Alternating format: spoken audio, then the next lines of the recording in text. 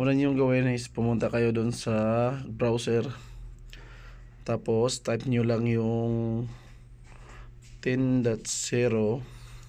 ayan, 10.0.0.1/admin /admin. Pag may makikita kayong globe sa gilid, hindi yan yung ikunin ko, yung may search option, ayan yung may globe sa gilid. Tapos type nyo yung admin, hindi yan nagbabago, admin sa LPB. Tapos yung password na ginawa ng technician nyo, yan. Pwede rin kayong manghingi ng password sa technician ng window nyo kung sinong may gawa nyan. Tapos kopyahin nyo lang yung captcha nyan, i-input nyo yan, D426. Iba-iba yung captcha, iba-iba pag pumasok kayo doon sa sa admin na to. Tapos send in lang kayo. Alright.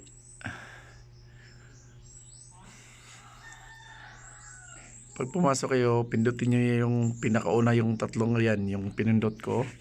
Tapos hanapin nyo yung time reach. May mga ibang option yan, pwede nyo pag-aralan yan. Tapos hanapin nyo yung time reach. Ayan, sa bandang ibabaw lang yan eh. Ayan. Pag may time reach na kayo, tas gusto nyo baguhin, pindutin nyo yung plus button. Tapos action, may tatlong dot dyan, edit. Tapos kung may gusto nyo baguhin yung presyo, piso, ilang katubas ng piso, minuto, hours. Ayan, sa akin kasi dito piso per hour kasi ako dito eh. Tapos naglagay din ako ng expiration bawat rate ko. Ginawa ko 7 days.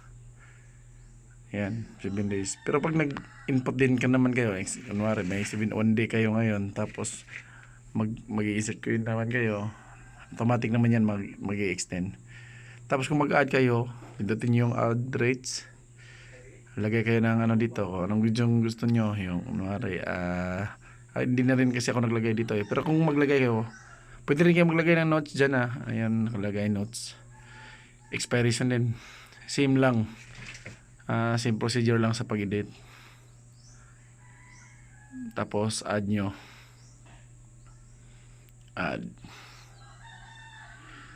maglagay kayo dyan kung ilang gusto nyo yung expiration nyo. Tapos add, tapos yun lang po. Thank you.